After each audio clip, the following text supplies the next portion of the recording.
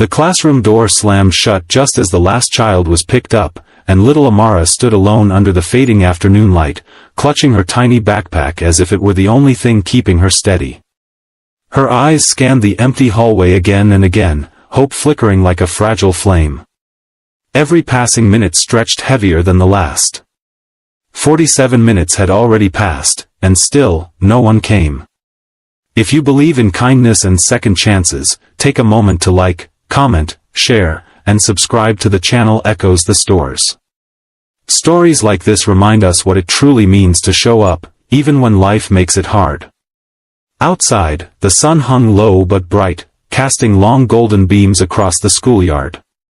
The noise of laughter and chatter that once filled the air had faded into a distant echo. Teachers had gone, gates were half closed, and the world seemed to be moving on without her. But Amara didn't cry. Not yet. She just waited. Because she believed he would come. Her father, Ryan Malik, had never been late before. Ryan wasn't just a single father, he was everything Amara had left. Since her mother's passing 3 years ago, he had poured every ounce of himself into raising her. Mornings began before sunrise, juggling breakfast, packing lunches, and preparing for his long shifts at the auto repair shop. Evenings were for homework, simple dinners, and bedtime stories told with tired eyes but a full heart.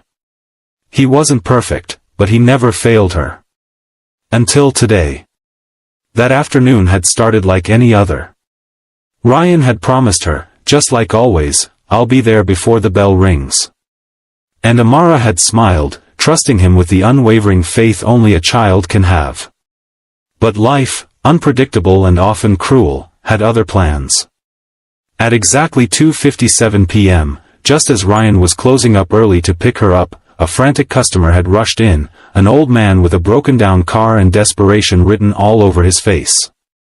He needed to reach the hospital. His wife was there, fighting for her life.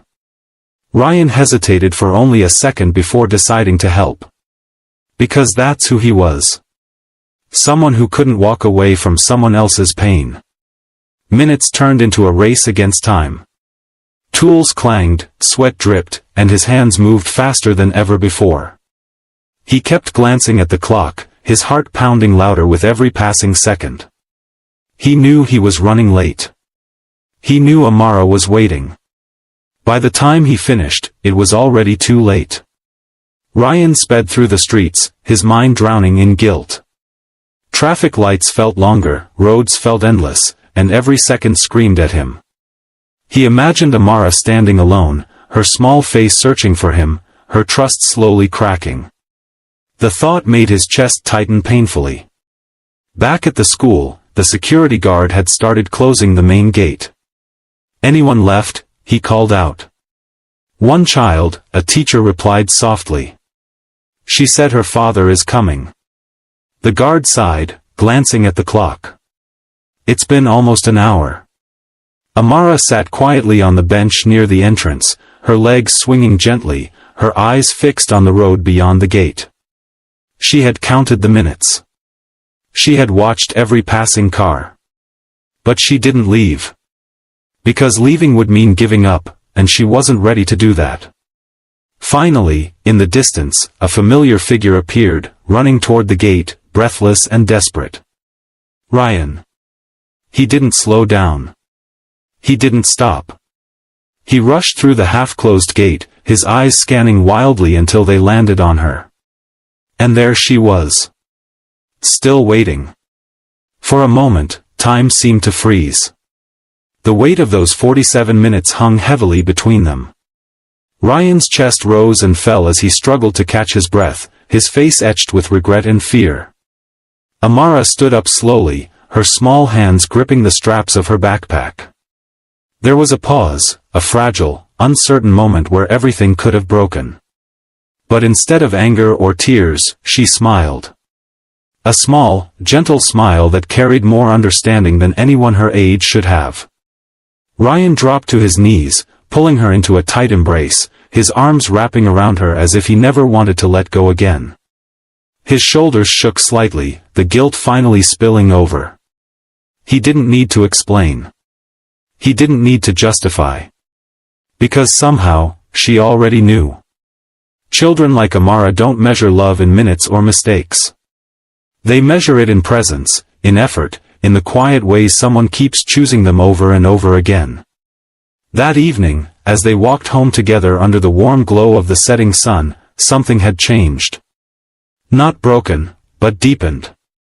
Their bond, already strong, had grown even stronger through that moment of imperfection.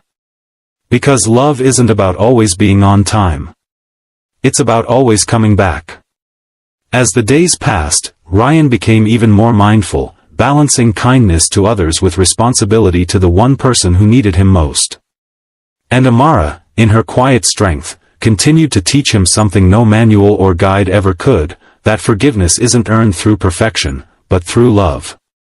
Now, if this story touched your heart even a little, take a moment to like, comment, and share it with someone who believes in second chances. Your support helps keep stories like this alive. And before we end, here's a special request. Comment below, I believe in showing up, no matter what. Because sometimes, the most powerful thing we can do isn't being perfect, it's simply being there, even after we're late. On a quiet street where the mornings always seemed the same, something extraordinary was happening long before anyone realized it. It began the day a single father named Daniel knelt beside an unfamiliar woman's wheelchair, tightening a loose strap so she could safely cross the street. He thought it would be a one-time gesture, just a passing moment of kindness between strangers.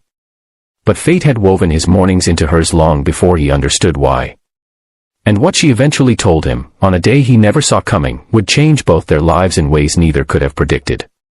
Before we go further, if you believe in kindness, in second chances, and in the power of small good deeds, please like, comment, share, and subscribe to Everyday Heroes. It truly helps the channel reach more hearts. Every morning at 7:40 a.m., Daniel walked his 10-year-old daughter Lily to school. He cherished these walks, their little jokes, her stories, the way she held his arm because she still felt small enough to do so. Raising her alone wasn't easy, especially after losing his wife 3 years earlier, but being Lily's dad gave his life structure, purpose, and warmth that kept him moving. One morning, he noticed a woman struggling at the curb outside the pharmacy. She looked to be around his age, her blonde hair gently curled, her hands gripping the wheels of her chair as though they weighed more than usual. Her right knee was braced, her posture tense with the effort it took to maneuver. Daniel didn't hesitate. He asked Lily to wait beside him while he helped stabilize her chair, guide her down the small incline, and adjust the brake. The woman thanked him softly, and he simply nodded, assuming their paths wouldn't cross again. But the next day she was there again. And the next. And the next. Soon it became a ritual. Daniel would guide Lily across the crosswalk, then rush back to assist the woman with her wheelchair, lifting small bags from the pharmacy, adjusting her foot supports, or simply giving her a few encouraging words. Some mornings she smiled, some mornings she looked exhausted. But she was always there. And strangely, Daniel began structuring his mornings around that moment. He didn't know her story, her struggles, or even her name, yet helping her had become a quiet anchor in his day. Lily noticed too. She'd stand nearby, hands folded behind her back, her smile warm and gentle as she waited for her dad to finish helping. She didn't complain, didn't rush him. She understood her father's heart better than most adults. One rainy morning when the streets were slick and gray, the woman's wheel caught on a crack in the pavement. Daniel rushed to steady her just as she tipped slightly to the side. The fear on her face was unmistakable, and he felt something inside him twist. He held her hands a moment longer than usual, making sure she was steady before letting go. Still, she never offered more than a small thank you. The truth was, Daniel didn't need more. Kindness didn't always need stories or explanations, it simply needed willingness. Weeks passed, trees changed colors, and morning routines became woven like quiet threads between strangers. But everything shifted one Friday when the woman asked Daniel if he could wait a moment before leaving. Her voice trembled slightly, as though she'd been building courage for days. She looked up at him, her eyes gentler, more vulnerable than they'd ever been, and said words he never expected. She said she knew exactly who he was. Before Daniel could understand what she meant, she explained that 3 years earlier, when he lost his wife in an accident, the emergency team included her younger brother. He had come home shaken that night, telling her about a man who held his little girl in his arms and whispered promises that he'd never let her world fall apart. Her brother told her he'd never seen a father fight so hard to stay strong for his child. She had remembered that story ever since.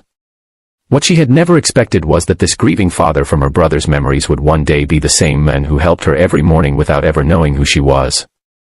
Daniel stood frozen, a mix of shock and gratitude washing through him. Lily stepped closer, sensing something important was unfolding. The woman continued, explaining that she'd recently suffered a spinal injury and had been feeling hopeless, defeated, and alone.